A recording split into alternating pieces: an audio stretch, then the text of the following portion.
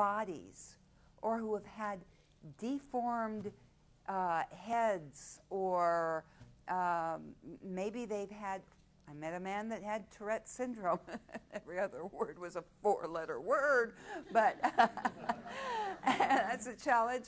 And my guides told me, those who are more spiritually evolved agreed to come here to help humans with their lessons. So they chose these different disabilities, not because they want them or they want a lifetime of suffering or anything. It's because they wanted to help humans understand what it is to love, to be compassionate. That's all it is. They're here. You guys are here to help humanity. And by God, let's do it. Because we still have a lot of work to do. Time is running out. The beings are telling us the time is running out. Did you have a question? Have you ever met Jesus on any ship? I sure have. I'm so glad you asked. Yes, actually, let me tell you about Jesus. Which, when I first met him, you know, I told you that I have a very bad problem, and that being a hybrid, I have a really bad immune system, and I catch almost everything and anything, but they keep fixing me. One particular time I came down with a flu virus that attacked my heart. And my blood pressure was so high the doctor said that they didn't know how I was still alive. You know, they couldn't believe it. So I had to undergo a cardiac catheterization, and they found out I had the heart of a 30-year-old maybe, or a 25-year-old. I had a very strong heart. My heart, by the way, had been replaced because at the age of 40, I had various tests done, and they literally proved to me and showed me that I had heart disease, I had partial blockages, and I was told that I had a defective heart valve that needed replacing. And they said, all this needs to be done before you're 50. I'm 61, folks.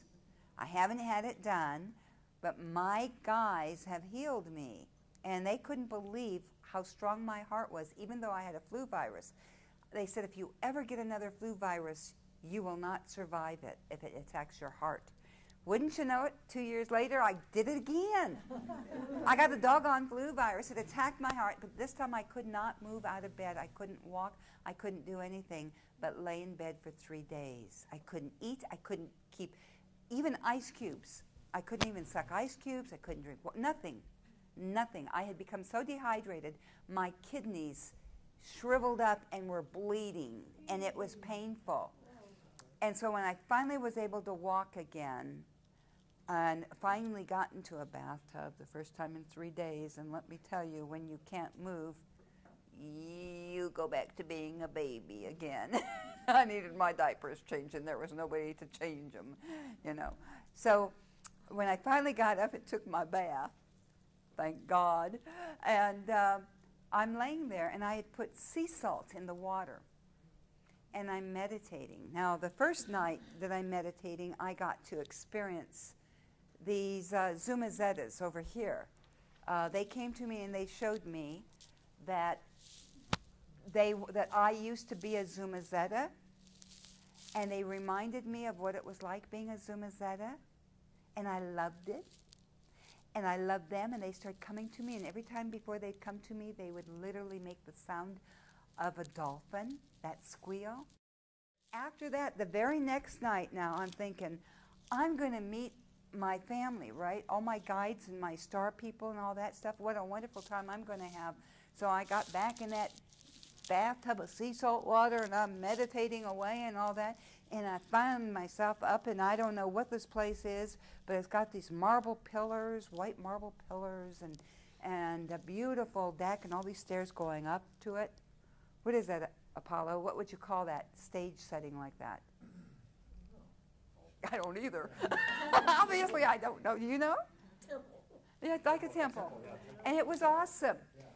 And who comes to me but Jesus? And I had been a Christian and had been convicted of being evil because I had psychic abilities and so forth. So I gave up Christianity because of I didn't want to be bad anymore. And so when Jesus is standing there, and he's very handsome, by the way. Is he sexy too? He's very sexy. Those baby blues get you every time, let me tell you. And as soon as I saw him, I go, I'm not about religion. And I start to walk away. And his voice says, neither is he. He is not about religion. He's about unconditional love and the light of the source. And then I had to, of course, hang my head and turn around and look at him, and I'm going, okay, what next, you know? And all he wanted me to do is meditate with him. Very, very loving, very awesome. And let me tell you, our masters are phenomenal, absolutely phenomenal. They love you so unconditionally. They don't care what you do. They don't care what you're wearing or anything, or if you are wearing anything. They don't care. They love you regardless, and they always tell you, I am no greater than and no lesser than you. Because it's true. We're all one, really. So that's a very important thing that I think we need to keep in mind, is that we are all one. We are all equal, and we need to start looking at one another as our equal, and stop looking at the peasants or the street people or whatever, and looking at them and saying, well, get a job, or in this economy, who can, but it's very difficult to. So we just have to start embracing everybody with love. Anyway, so what I'm going to do now is, and I've got some great information here that I want to share with all of you, but I think I'm going to first start off with telling you a little bit about these sculptures, and then I'm going to share just a few things. I do have a paper here of experiences people have had with the sculptures. And by the way, when I make these sculptures, it is not my frequency in the sculptures. When I first started making them and the beings came through me, I didn't know that they were coming through me and putting their frequency in them. In fact, when I first started making them, it was because I thought that I just was remembering them. And then pretty soon I began hearing the voices telling me exactly how to make them. And there were times when I'd literally go into a trance, and about 30 minutes to an hour later, I would suddenly be aware that I'm standing in front of a sculpture I just completed without remembering it. For example, the Andromedan here, I make them in all different colors. This particular one is Joseph's, and this Andromedan here, I love Egypt, and I love the black and gold together, so I decided to do this one totally different. But I make them on almost any color you want. But I had made an Andromedan and didn't know what I had done, didn't even know who it was, and my guide said, those who know them will tell you. So I thought, well, I hope they tell me pretty soon, just in case somebody asks me a question about them. So they were the first ones I made, and I've got cards on each of the Andromedans, and I should say that they were the first ones I made in a trance, okay? Now, I also made the Syrian Warriors of Light, and let me tell you a little bit about the Syrian Warriors of Light. I made this in a plaque, but the interesting thing about the Syrian warrior is that their motto, I guess you'd call it, is everything is done through love and light. Healings are done through love and light. You can diffuse somebody of their anger through love and light. I had a woman tell me a story about being attacked by a man, or about to be attacked by a man who had been a known rapist in San Francisco.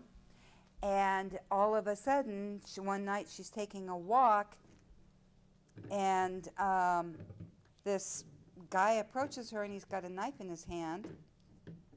Set this thing up a little different. And he's standing there, and what does she do? She surrounds him in the light with unconditional love, And she says to him, and the love is pouring out of her heart chakra. We need to learn how to love from our heart chakra, not our mouth, and certainly not our heads. It's love that comes from our heart. We send it to the other person, and that's what she did. And what happened was she said to him, I know you're not a bad guy. I know that you know how to love, and I love you. And then she went on and said a few more things, and the next thing she knew, the guy was standing there going, and she says, you don't need that knife anymore. And he hands it to her. He hands it to her. She goes home and calls the police and said, you know that guy that's been on the news, those drawings that you've had? I just saw him, and I have his knife. That does not go over too cool with the cops. When I got his knife. And how did you do that, lady? I loved him. You know, it works. Okay. So, anyway, that's what the Syrian Warriors of Light are about, too. And I will tell you this, that I was at a conference, and my daughter was with me, and we were at the International UFO Congress when a gentleman was brought to us that was had a clean-shaved head and very tall and definitely looking like a Syrian, because they do come in with certain features that we learn to identify them with. And this guy actually said he didn't know, he was angry because these beings kept taking him out of his bed at night, taking him up on the ship. Him, his daughter, and his son, they took him up and they made them use alien weapons and said, you will defend. And he said, no, I'm a born-again Christian. I will not use a weapon.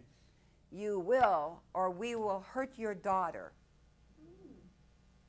And he's gone, these are bad guys, real bad guys, right?